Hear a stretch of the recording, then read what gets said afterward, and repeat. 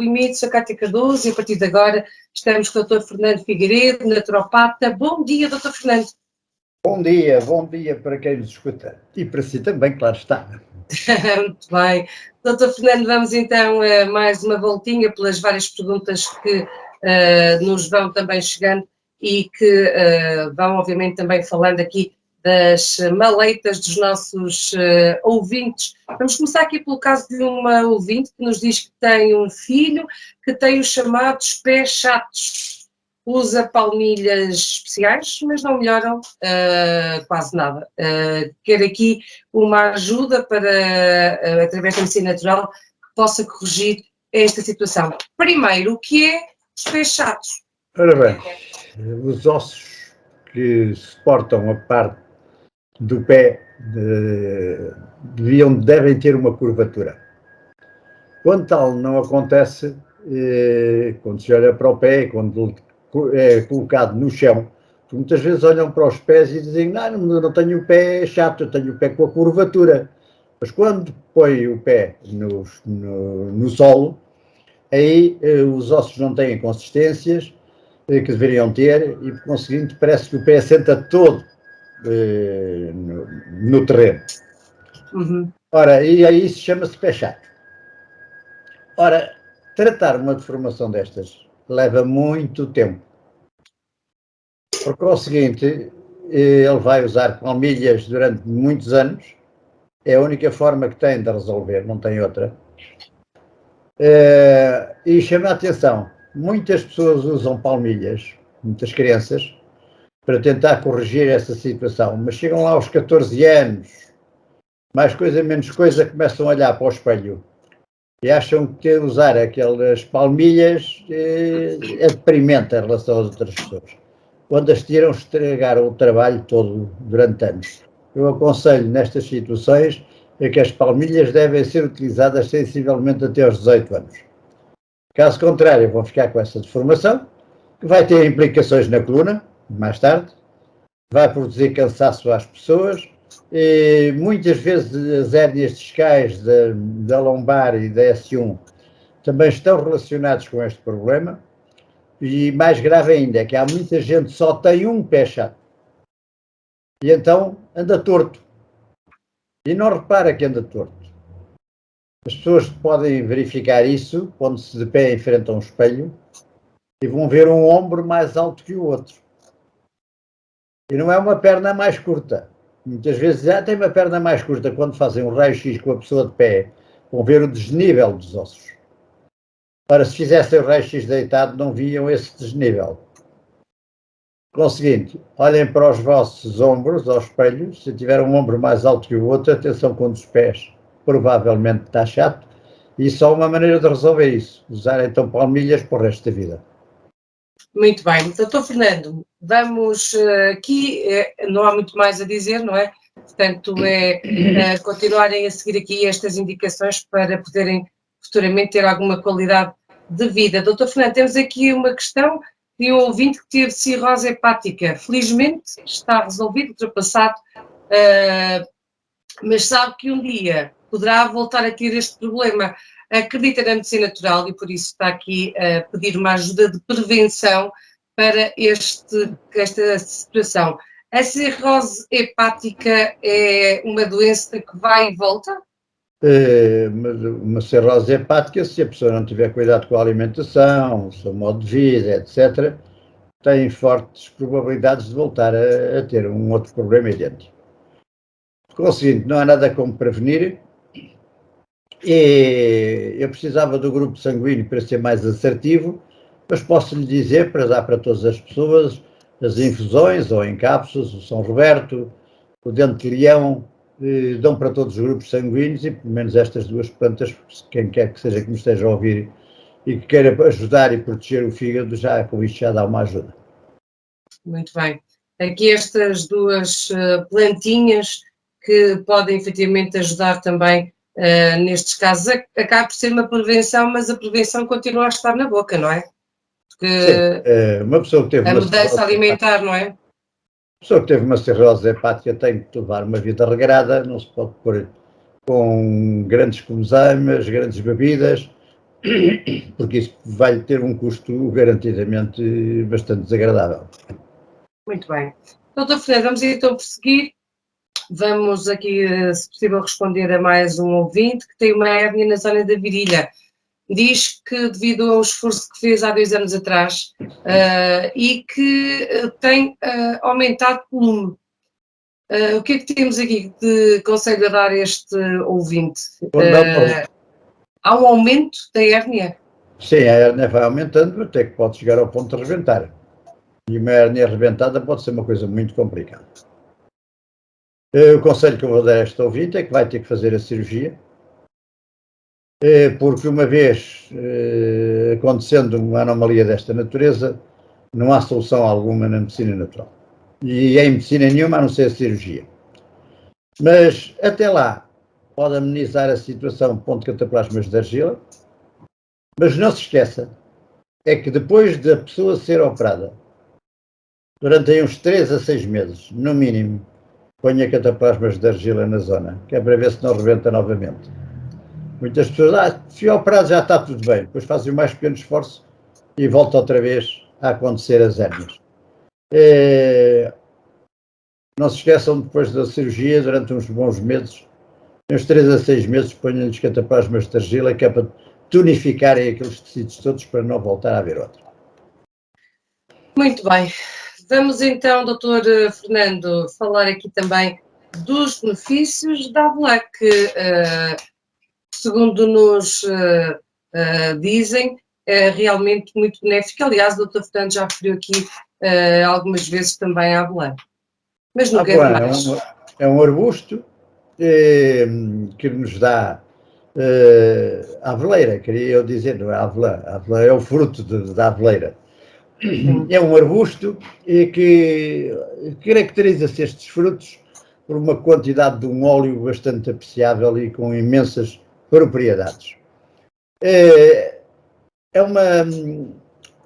Podemos dizer que é uma benção para tratar, por exemplo, o colesterol, porque este óleo cru, desde que não o aqueçam, o óleo proveniente dos frutos, até comendo os frutos, vão conseguir diminuir o colesterol. Por outro lado, é baixo em hidratos de carbono, o que quer dizer que as avelãs, apesar de serem tanta gordura, são um dos produtos excelentes para emagrecer. Substituir uma refeição, comendo umas 15 a 20 avelãs no máximo, ajuda a substituir uma refeição e que vai ajudar garantidamente as pessoas a emagrecer. Isto agora já é uma coisa que eu já estou a aconselhar para o ano. Para este ano não vou falar de emagrecimento a ninguém. Até à passagem de ano não vale a pena indicar dicas para emagrecer, não é? É verdade. O seguinte, em tratamentos de emagrecimento ela é excelente, mas quando comida sozinha, quer dizer, não é misturar a avelã depois com outras coisas. Muitas pessoas fazem isso e então aí a possibilidade de emagrecer não era garantidamente. Para as pessoas do grupo B e AB não é aconselhado a avelã. Ao seguinte, fica aqui que isto não podemos comer todos a mesma coisa. O chá das folhas é excelente para lavagens de feridas, algumas úlceras e sobretudo até é ótimo para lavar úlceras varicosas. Ela tende a amenizar hemorragias, por exemplo, se tomares a infusão das folhas, sobretudo nas hemorragias menstruais. Alivia bastante. Podemos usar também para lavagens de vaginites, porque ela também tem propriedades antissépticas nessa área. A avelã é ótima para melhorar o nosso sistema nervoso e, sobretudo, a memória. Ao seguinte, pessoas que precisem de ajudarem a sua memória, comam frequentemente avelãs. Pessoas do grupo A ou do grupo O. Né? As do grupo B e AB não façam isso, que não vão tirar grandes partidos da situação. Elas são ricas em antioxidantes, conseguinte, nem vou aqui mencionar porque os números seriam tão grandes e acabava por ser incómodo para quem nos está a ouvir. Logo, é boa para retardar o envelhecimento, para ajudar a evitar as doenças degenerativas, como o caso do cancro, o Alzheimer, o Parkinson. E para terminar, digo que a avelã é rica em magnésio, logo para os desportistas é excelente, e para as pessoas tonificarem os músculos e o coração. Muito bem, e fica aqui uma dica importantíssima. Doutor Fernando, nós já temos aqui um bocadinho de tempo, e se me permite, gostaria aqui que falasse um bocadinho da doença da atualidade que não é o Covid. Ficaria muito admirado se eu dissesse que era o Covid, mas não. Agora temos a gripe A. E aquilo que também causa às pessoas que nos ouvem também seguramente, e a todos nós, como os mortais, que não precisamos nada da saúde, alguma estranheza é que as duas doenças têm sintomas iguais. Ora, só sabemos se é gripe A se fizermos um teste, só sabemos se é Covid se fizermos um teste. Como é que devemos encarar a gripe A, visto que agora já não há Covid? Não, Covid E agora só se fala, fala da gripe A, não é? Covid A, e que as pessoas tomem cuidado, porque cada vez que são infectadas com este vírus, já deu para perceber que ficam com mazelas. Eles deixam sempre uma recordação. É verdade. Por conseguinte, Covid A.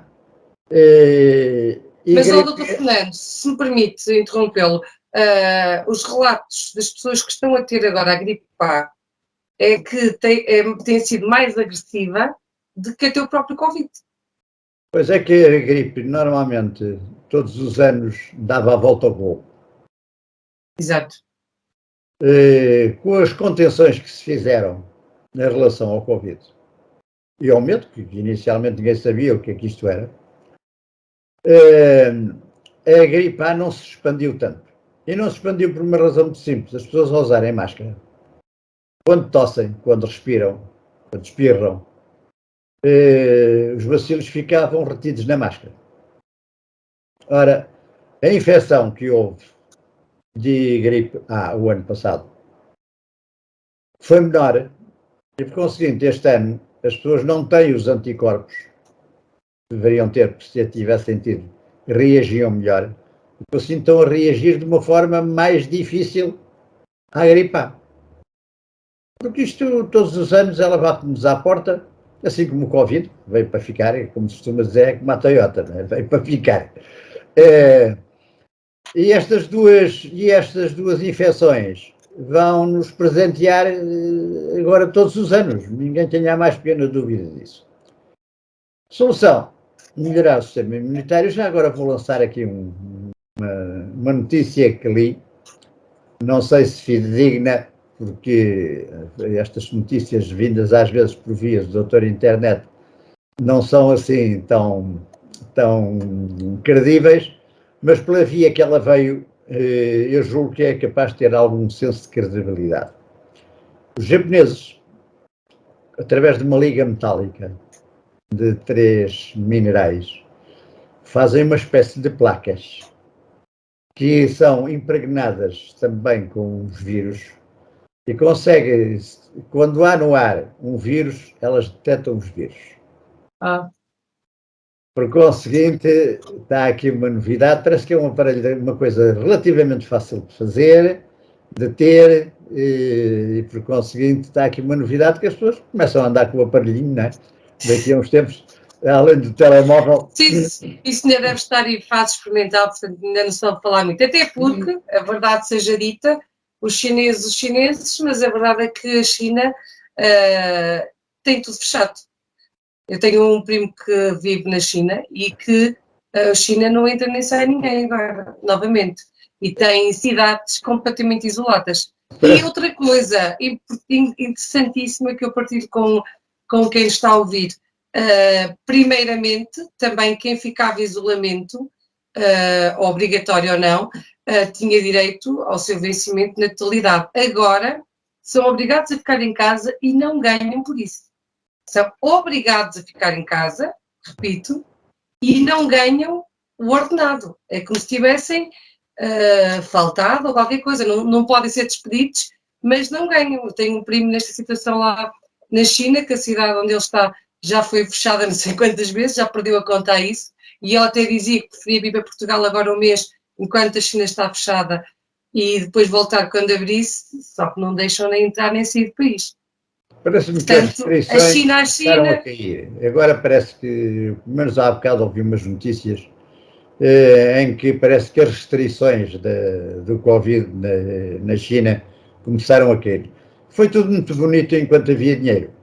Agora que parece há muitos protestos contra ainda estas não, aplicações. o próprio governo parece que percebeu que olha, que como costuma dizer, que se amolem os velhos, não é? E por conseguinte parece que vai abrir fortemente as portas a toda a economia, porque os números começaram a falar mais alto em que neste momento deve ser negativo o crescimento da China, está próximo desse valor. E se isso acontece, com certeza que as pessoas lá não param, não ficam caladas e pode ser um problema bastante grave. Mas vão gerindo consoante existem os focos e são muito exigentes nas regras que impõem. É assim, cada país tem as suas regras, não é? Bom, mas regras destas e países destes eu passo bem sem eles. Eu, por acaso, conheço a realidade porque, como lhe digo, tenho um primo que vive lá e trabalha lá. Doutor Fernando, foi um gosto mais uma vez partilhar consigo esta meia hora. Deixo também votos de uma boa semana, com saúde para todos nós. E da quarta-feira, se os quiser, cá marcamos encontro para mais uma conversa. Foi um prazer estar consigo, com os nossos ouvintes, esta conversa que é sempre agradável.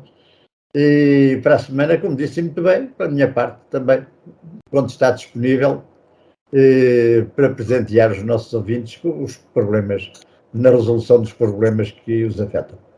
Que é aquilo que nós precisamos, não é? Boa Soluções semana, para a saúde. bom trabalho e muita saúde. E solução para a saúde em Portugal. Obrigada, doutor Fernando, boa semana. Bem, precisamos de saúde e